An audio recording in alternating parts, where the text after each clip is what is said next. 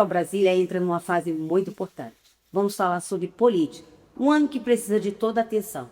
E hoje eu trouxe aqui Lia Noleto, advogada e que está há 23 anos dentro desse cenário político. Ela vai falar para nós todas as histórias e os bastidores daquela grande casa. Boa noite, Lia Noleto. Boa noite, tudo bom, Ana? Lia, conta para nós um pouco sobre a representatividade da mulher dentro da casa. Ana, infelizmente, o Brasil ainda está muito distante na representatividade e nós ocupamos no ranking mundial o 133º lugar. Então, nós ainda perdemos para países como o Iraque, a Arábia Saudita, entre outros. A nossa representatividade ela é bastante, então, baixa, como a gente verifica nas casas. A gente tem apenas os 8% na Câmara e no Senado 19%. Isso se dá por inúmeras questões, inclusive a dificuldade da mulher de chegar aos postos decisórios. A gente ainda está nesse processo no Brasil. Elas ocupam pontos de estratégias, mas não pontos de decisão. É quase como se houvesse um teto de vidro para passar. Então, para cargos técnicos de assessoria, as mulheres caminham muito bem e já conseguem até em alguns segmentos ser até maioria. Mas nos aspectos de poder decisório, a gente ainda fica muito longe, muito distante. E ainda tem uma questão, muitas mulheres que chegam, elas chegam por um capital político da família. Muitas vezes nasceu com um pai, um marido, ainda tem essa questão. Então, a gente ainda está nesse processo de caminhada da representatividade para a produção das políticas públicas. Esse ano nós temos eleição e precisamos falar um pouco sobre isso, porque há uma dificuldade até mesmo para a composição das chapas dos partidos. Então, essa questão da representatividade feminina ela é mais sistêmica, não é só sobre a mulher não chegar. Muitas vezes há até um desinteresse mesmo em estar até na disputa por uma série de questões, uma série de problemas que se alcança para chegar naquele lugar de decisão. Porque eles adoram dizer, porque mulher não gosta de política. Não, mulher gosta de política. Mas as barreiras são colocadas e bem grandes, né? Então, existe toda essa fala, até que brasileiro não gosta de política. E eu discordo. Eu acredito tanto o brasileiro como a mulher gostam de política. Tanto você vê, se um político chegar em qualquer casa no Brasil, a pessoa vai procurar fazer um cafezinho na hora, servir ali um lanchinho. Então, as pessoas gostam. O que elas não gostam é um distanciamento da classe política das realidades. Isso é muito diferente. O brasileiro vibra com política. Muitas vezes o brasileiro vota até mesmo pela emoção, sem considerar o que é melhor no aspecto técnico. Então, o brasileiro, ele gosta de política, a mulher gosta de política. A gente precisa desconstruir um pouco essa fala. Mas existe todo esse afastamento da classe política dos anseios e necessidades da base. E como fazer essa reaproximação da mulher presente nessa casa? Ana, a gente tem visto o advento das redes sociais, isso mudou toda a dinâmica da política. Você tem parlamentares que estão aí, os tops dos influenciadores digitais. A gente tem vários parlamentares que foram feitos, surgiram dessa onda da internet. Então, isso certamente quebra um pouco essa bolha que existia no acesso à informação. A informação hoje está muito mais plural e muito mais disseminada, inclusive com coisas para todos os gostos, E isso precisa ser pensado, porque quando você fala de política, você fala também da produção de políticas públicas. E nesse sentido é importante a gente ter um olhar técnico, não apenas político. Porque não adianta só chegar, Não é só chegar, você tem que fazer a diferença quando está naquela cadeira. Porque Sim. Eu já ouvi muitas mulheres que chegaram, mas não conseguem produzir o que tem que ser feito. Porque quando chega no parlamento, Ana, não chega pronto um deputado. As pessoas chegam lá como médicos, professores, economistas, como palhaços, como dentistas, como comunicadores. E eles vão se formando naquela vivência do parlamento, para aprender como é um processo legislativo, até onde pode a legislação ou não. Então, é muito interessante esse trabalho de legislativo. E há, de alguma forma, uma certa ignorância qual é o papel real do legislativo. Existem muitas coisas que são falhas do Poder Executivo que são atribuídas aos políticos do Legislativo. Então, há uma certa confusão ali do que é o papel de cada um. Certamente, isso precisaria ser trabalhado na base da educação do Brasil. E aí sim você poderia ter a responsabilização dos agentes públicos conforme as suas funções e atribuições. Então, essas cotas, você acha que foi um bom fundamento para as mulheres? Inicialmente se trabalhou com as cotas nas chapas, então agora está se trabalhando com cotas mesmo no parlamento. E também mudando um pouco a dinâmica em relação ao valor do que esse voto feminino vai contribuir para o fundo partidário. Então, talvez isso aí a gente vai ver na próxima eleição, como que essa dinâmica vai influenciar na representatividade. A gente tem uma bancada pequena, mas bem aguerrida ali na Câmara, e é bastante interessante ver essas parlamentares trabalhando, porque existem parlamentares de todos os espectros políticos, mas existe ali também uma dor comum, que é o que fala desse lugar da mulher. E eu entendo que agora a gente já vai para uma segunda geração de representatividade, que é compreender a mulher sem necessariamente anular a mulher. Porque essa primeira representatividade no Brasil, muitas mulheres precisaram se masculinizar, inclusive para poder chegar. E eu falo masculinizar, Ana, não no aspecto... Na aparência. Não, na aparência não. Eu falo na questão emocional. Então, muitas vezes... Colocações, né? Exatamente. Quando você compreende a força do feminino, que é justamente também abraçar a vulnerabilidade, e isso é muito difícil.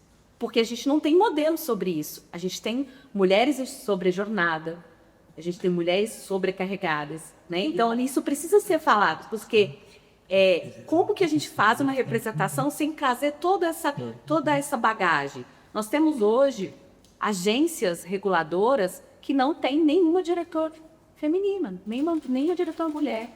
Isso aí fala muito sobre como as pessoas estão pensando essa ocupação dos espaços públicos. Mas não é só ocupar por ser mulher, né? Não é só sentar e estar ali. Precisa ter um resultado enquanto profissional, enquanto entrega. Mas você me colocou uma vez numa conversa, né, de estudo, nossa, porque tem aulas aqui com ela, né? Um conhecimento. Você me falou que ninguém contrata a mulher para ver o que ela vai ser, e sim o que ela já é. Me explica um pouco sobre isso. As dinâmicas relacionadas à mulher e posicionamento da mulher são completamente diferentes dos homens. Uma mulher, quando ela é contratada por um cargo de gerência, de direção, ou de poder ou de mando, ela nunca é contratada pela expectativa do que ela vai entregar naquele cargo. Porque ela pode produzir? Não, ela sempre é contratada por alguma experiência, como se ela precisasse de um atestado da capacidade dela, técnica. O que ela vai referencialmente de algum homem ou de um grupo masculino. Isso é muito natural ver na política, no poder público. E não falo só no legislativo. Eu também já passei por experiências no executivo estadual, e também no judiciário. Isso também se repete de alguma forma. E esse papel todo da mulher, a gente precisa estar ali encontrando e equilibrando essas diversas coisas. E muitas vezes abraçando o que é a vulnerabilidade mesmo. Porque as mulheres, elas têm uma particularidade que é priorizar as relações. E os homens, eles têm como prioridade priorizar o jogo, ou o próprio trabalho, ou os resultados daquilo. E isso, na dinâmica do dia a dia, influencia completamente na lógica. Na produção de leis, as próprias parlamentares, as parlamentares mulheres que a gente entra, é bem diferente a forma de conceber aquela história ali do parlamento dos homens. Elas se envolvem. Se envolvem. E eles são bem radicais, secos. Não diria radical, mas eles são mais pontuais, eles são mais assertivos em algumas coisas. A gente talvez tenha uma visão um pouco mais geral e holística. Um olhar diferenciado. Só a mulher tem. E isso é bom, por um lado, mas também, por outro lado, pode gerar uma falta de objetividade. Então, é natural, a gente precisa estar ali, e a gente, como assessor, que trabalha com isso o tempo todo, muitas vezes nosso papel é estar de trás mesmo, nos bastidores, de trás das câmeras, de trás do que é feito, no staff realmente, produzindo o que vai para frente, né? Que vai como se falando aqui está. Então, o que fazer? Você que está lá dentro, que acompanha esse dia a dia, como construir mais essa representatividade feminina? Ana, eu acredito que a representatividade feminina, ela passa por um conceito de praxes que envolve o fazer, a teoria e a prática. Então, é uma coisa que vai numa constante.